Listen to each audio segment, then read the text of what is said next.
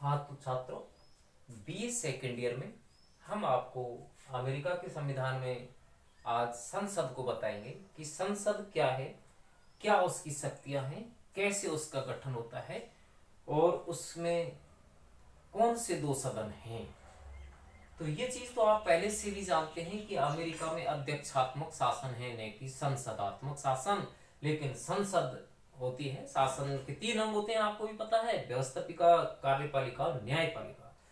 America के जो पहले तीन अनुच्छेद हैं, पहले अनुच्छेद में लिखा हुआ है कि जो एक कानून बनाने वाली संसद होगी, और दूसरे अनुच्छेद में लिखा हुआ है कि बनाए गए कानूनों को लागू करने के लिए कार्यपालिका होगी, और तीसरे अनुच्छेद में लिखा हुआ है कि कानूनों का उल्लंघन करने पर एक न्यायपालिका होगी जो जांचेगी कि कहीं कानूनों का उल्लंघन तो नहीं हो रहा है। तो इस तरीका से तीन अनुच्छेद हैं। आपको ये भी पता है कि अमेरिका का संविधान छोटा है, मात्र 7 अनुच्छेद हैं। प्रथम 3 अनुच्छेदों में सरकार का वर्णन है, व्यवस्थापिका का, कार्यपालिका का, न्यायपालिका का। अब हम उसी पहले अनुच्छेद के बारे में जो कांग्रेस है उसको जानेंगे कि कांग्रेस, जैसे हम संसद कहते हैं, अमेरिका में संसद को यो मानो कि कांग्रेस कहते हैं। भारत में तो कांग्रेस का मतलब है कि एक दल है, राजनीतिक दल है। लेकिन ये जो कांग्रेस शब्द है ये अमेरिका से आया है, उत्तरी अमेरिका से आया है, और इस कांग्रेस का अर्थ होता है लोगों का समूह। तो लोगों के समूह को क्या कहते हैं छात्रों? ये कहते हैं कांग्रेस कहते हैं। अब ये कांग्रेस जो है, अमेरिका में कांग्रेस जो द्विसदनीय बनाई गई थी, इसके लिए एक छोटी सी संयोग की कहानी मान लो। एक छोटी सी कहानी है। जब अमेरिका का संविधान बन रहा था तो उस समय क्या था, जो दो व्यक्ति थे, एक वाशिंगटन और एक जेफरसन, दोनों मित्र थे।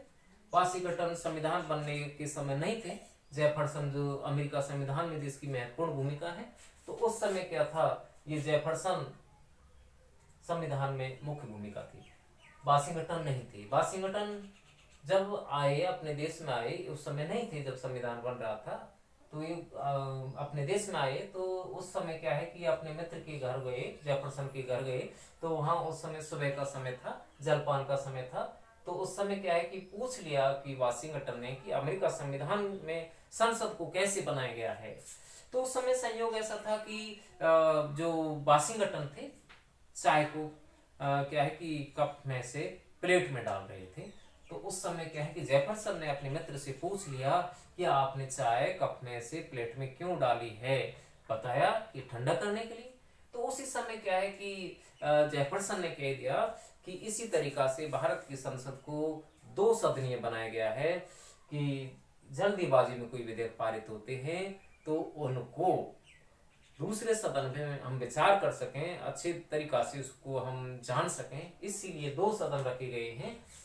तो ये एक संयोग था उस समय, लेकिन ये इसी संयोग के आधार पर हम देख रहे हैं कि आगे चल करके विश्व के सभी देशों में या लगभग सभी देशों में 2 सदन रखे गए हैं। भारत में भी 2 सदन, तो 2 सदन बन गए अमेरिका में। कौन से 2 सदन बन गए कांग्रेस के? एक प्रतिनिधि सभा पहला सदन और दूसरा सीनेट द्वितीय सदन। तो प्रश्न अब यहां से ये आता है छात्रों कि सीनेट क्या है और इसकी रचना, कार्यप्रणाली और शक्तियों का वर्णन कीजिए। तो सीनेट क्या है? अमेरिका कांग्रेस का दूसरा सदन है। महत्वपूर्ण है, आप प्रश्न ये बनता है। सीनेट के बारे में जानना है कि इसकी योग्यता, कार्यकाल, पदाधिकारी, वेतन, भत्ता क्या है, ये सब कुछ जानना है। सीनेट जिसमें कुल सदस्य 100 होते हैं। अमेरिका संविधान जब बना था उस समय 13 राज्य थे। आज अमेरिका में 50 राज्य हैं।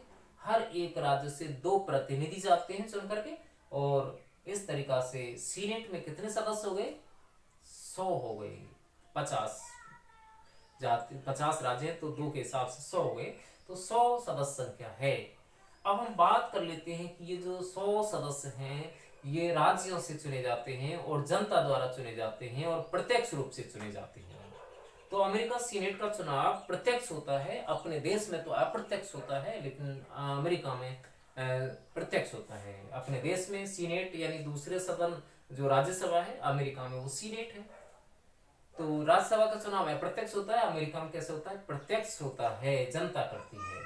अब ये जो सदस्य जनता चुनती है, इनकी योग्यताएं क्या होंगी? कौन व्यक्ति सीनेट का चुनाव लड़ेगा? इसकी आसान सी योग्यता है। पहली योग्यता तो है कि वह व्यक्ति जिस राज्य का वो जिस जिस राज्य से वो सीनेट का चुनाव लड़ रहा है उस राज्य में उसका निवास होना चाहिए, मतलब उस राज्य का प्रतिनिधि होना चाहिए, और कम से कम 9 साल तक अमेरिका में निवास रहा हो ऐसा व्यक्ति होना चाहिए।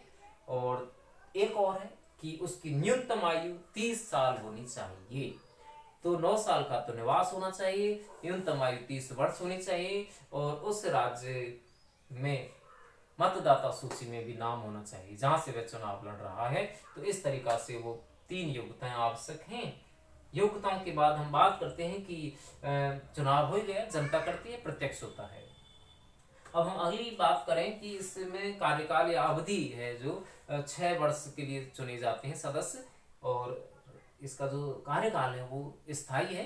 सीनेट की जो है उसके सदस्य 6 साल के लिए चुने जाते हैं, लेकिन सीनेट अपने आप में एक स्थायी है, जैसे भारत में राज्यसभा स्थायी है, ठीक है। तो ये सीनेट स्थायी है, कभी भंग नहीं होती है। इसके 1/3 सदस्य प्रति 2 वर्ष में हट जाते हैं, और जितने हटते हैं उतने ही चुन लिए जाते हैं। तो ये स्थायी हो गया, ठीक है ना, स्थायी है, कभी भंग नहीं होती है। अब हम बात करें कि इसके जो सेशन है, सत्र है, अधिवेशन शुरू होता है 3 जनवरी को शुरू होता है, जो कि जुलाई तक चलता रहता है। अधिवेशन जो शुरू होता है उसमें सभापति और उपसभापति 2 पदाधिकारी होते हैं। सभापति और उपसभापति ये सदस्यों में से चुने जाते हैं। सीनेट के जो सदस्य हैं 100 उनमें से चुने जाते हैं। तो ये सभापति और उपसभापति होते हैं, और सभापति नहीं है तो उपसभापति काम करेगा। सभापति का काम सीधा सा है अध्यक्षता करना, सभापतित्व करना होता है। अब कम से कम कितने सदस्य उपस्थित होने चाहिए कि उसकी बैठक का आयोजन हो सके? वो कम से कम होने चाहिए कि देखो साधारण बहुमत की बात है, अपने यहाँ तो है गणपूर्ति 1/10 है, लेकिन वहां साधारण बहुमत है। साधारण बहुमत का मतलब हो गया 100 में से आधे से 1 ज्यादा, तो 51 सदस्य उपस्थित होंगे तो अधिवेशन होगा, अन्यथा नहीं होगा। तो ये गणपूर्ति होगी वहां पर। अब हम बात कर लेते हैं कि एक विशेष अधिकार वह सीनेटरों को प्राप्त है, सीनेट के सदस्यों को प्राप्त है, और वो है फिलीबस्टर। फिलीबस्टर क्या है? फिलीबस्टर, ये शब्द आपको जानना है। अमेरिका की शासन व्यवस्था में, अमेरिका की राजनीतिक व्यवस्था में फिलीबस्टर क्या है? तो फिलीबस्टर क्या है? सीनेटरों को बोलने का असीमित अधिकार है, कि सदस्य गण जो होते हैं वो उस समय तक बोलना चाहते हैं जब तक बोल सकते हैं। कोई भी उनको रोक टोक नहीं सकता है, कोई भी उनको बोलने से नहीं रोक सकता है। बोलने की असीमित स्वतंत्रता को, लगातार बोलते रहने की व्यवस्था को ही क्या कहते हैं? फिलीबस्टर कहते हैं। तो आज हमने इसमें ये गठन को जान लिया है, कैसे सीनेट बनती है। आगे की वीडियो में हम इसकी शक्तियों को जानेंगे। तो यहाँ हमने योग्यताएं जानी, कार्यकाल जाना, पदाधिकारी जानी, और एक चीज और है, वेतन भी मिलता है इनको। सीनेटरों को पर्याप्त मात्रा में वेतन भी मिलता है, ठीक है ना। आगे की वीडियो में होगा।